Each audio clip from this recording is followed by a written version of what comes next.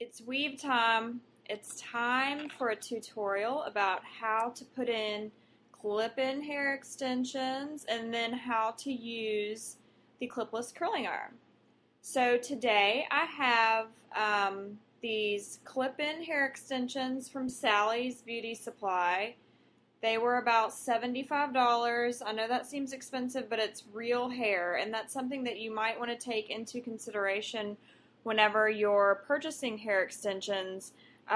It's good to get the real hair because it actually curls a lot better than the synthetic hair, and it just looks better. So what you're going to get when you get one of these boxes of hair extensions is about 9 pieces. You're going to get a lot of little small pieces with just 1 or 2 clips on the weft, and that's what they're called. Each one of these is called a weft. Some weave knowledge for you. And you're going to get about 3 very long wefts, okay? So the longer ones, and I'm not talking about longer in length, I'm talking about like across, there's going to be one really long one, then one that comes a little shorter, and then another one. So these are the main wefts that are going to go kind of more towards the bottom, the middle, and then skimming the top of your hair or your head. So what I'm going to do is take the longest one. They're already unclipped, and what I normally do is just take my fingers and go around kind of the bottom row that I'm going to clip them in. Normally I would have like a clip and you can just clip your hair up and do it easily, but I couldn't find mine. So I take the middle one first and just kind of find your hairline, and then all you do is just clip it in. It's very easy to do. I mean, once you kind of get skilled at this, you can do this whole process in about like 5 minutes at the most. Okay. So now you can kind of see where my real hair ends and where the extension goes down to. Now it's important to make sure you're filling in empty areas, because you don't want to have any sort of area where it's like you see the drop off from your real hair. Okay, sorry, that was a technical glitch. You don't want to see any drop off from your real hair to the extension. Okay, so next we're going to take the next weft, and then just right above where I just clipped one in, we're going to do another one. And just like last time, I start in the middle and just clip it in. It's very easy. Right now we're just building the base. We're going to take the smaller pieces and kind of fill it in momentarily. So now we're left with these 2 wefts that are about similar in size, and I'm going to put those kind of right here on the sides. So I'm going to take this side, clip it in,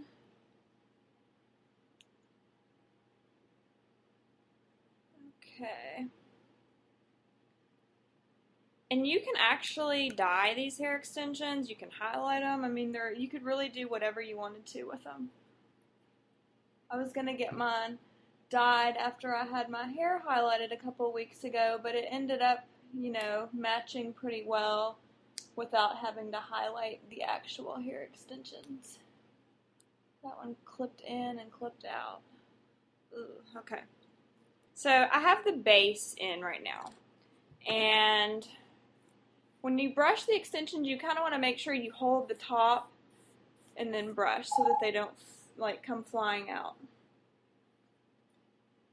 So right now, you can kind of tell, looks kind of skanky, but not really.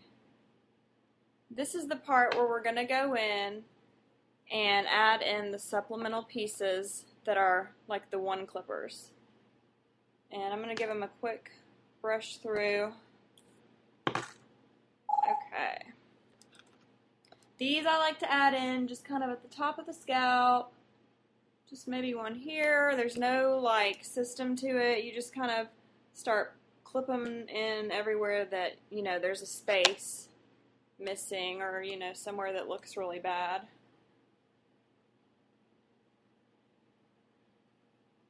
And it's just a lot of trial and error with hair extensions. I've been wearing clip-in hair extensions since I was like a sophomore in college. I had the Paris Hilton ones, so I used to wear those all the time. And then more recently, I just kind of forgot about them, and then I was like, wow, I gotta get some more clip-in extensions. Okay, got them all in. I mean, it looks okay. Because I literally just let my hair air dry from the shower.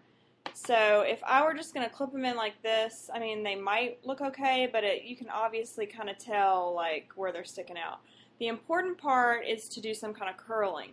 Now you can either roll your hair or you can use a curling iron or whatever, but the curling effect really kind of makes it blend together more. So I recently purchased this Milano, whatever, clipless curling iron. This is like the new hot thing in Hollywood. Curling irons that do not have a clip. It's very hot. This thing is like 104 degrees. And it comes with this awesome glove that you put on so that you don't burn yourself. So, shut up! Hush! Sorry, that happens all the time. Every time I do a video, my dogs think that they need to speak.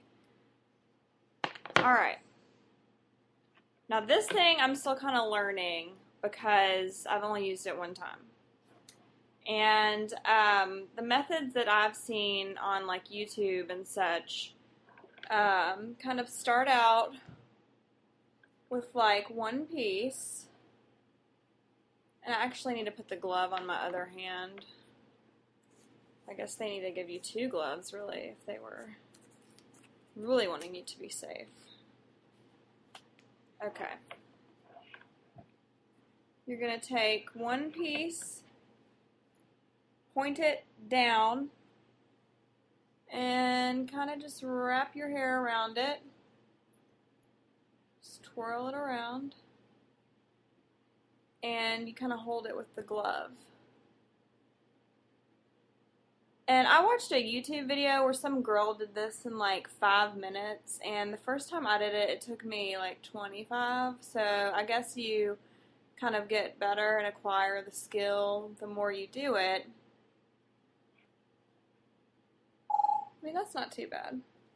So you do... I really don't want to burn myself because I don't have a mirror. I'm just using this photo booth thing. You just go around and do like 3 or 4 pieces on each side and kind of hold it with the glove. And then pull it out. So it's actually doing a lot better today than it did the last time I tried to do it. I think it's because I've let it heat up for longer. Because it's been on for about 10 minutes. And it gets really, really hot too. So you want to be very careful. I mean, you could easily burn yourself, burn your neck, chin, whatever with this thing. And then you just kind of slide it out gradually. So that's one side. And, you know, see how fast that was? I mean, oh, I gotta switch the glove. I think once I get good at this, I could probably do this process in about, 10 minutes. Okay. Oh gosh. Okay, maybe the glove needed to stay. This is so freaking confusing. I just wish they would have given me 2 gloves. I'm just gonna have to use one of my own. Okay. So we're gonna take it in and then around and hold. Now you could technically like go the other way where you curl kind of up and in, but I want to have that like swooping bang, and I don't want it all to be curled. Like I don't want the prom spiral curl, so we're going for more of a Kardashian kind of soft wave look. And there's that.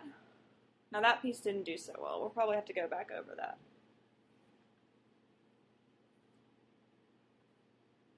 I mean, I'm doing this whole side in just 2 pieces, so it's actually a pretty quick and efficient process. And I think what I'm going to have to end up doing is just doing my layers separately because I think that's what didn't curl. Just these layers right here, which they don't really need to be curled all that much, just maybe for like a couple seconds. And